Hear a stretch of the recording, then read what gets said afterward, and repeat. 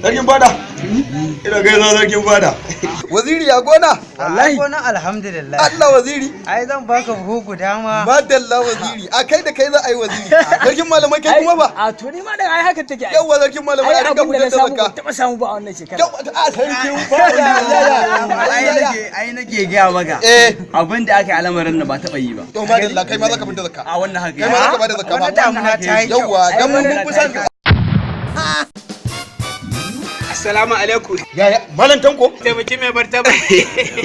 Lafiya na ganka a rikici haka? Wani abu ne yake tafa da ni ranka dai. To malam tanko me faru? Wato jiya ne da daddare na kwanta bacci. Na'am. Wato sai na manta ban rufe baki na ba. Subhanallah.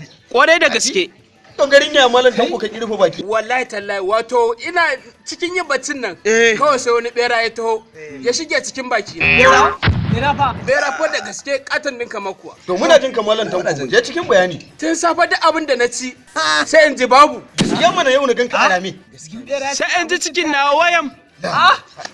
Ku ji ko bayani a gumalan tanko fa. Da ya ci sai beran ya cinye. To muna jin kai akai kuma. Shine nake nazo domin a bani shawara. Na'am. Wato shine nake so beran nan yanzu haka yana cikin ciki na duk abin da na ci sai ya cinye. Subhanallah. Shine nake so yanzu ku bani shawara. Mage kamata in haɗiye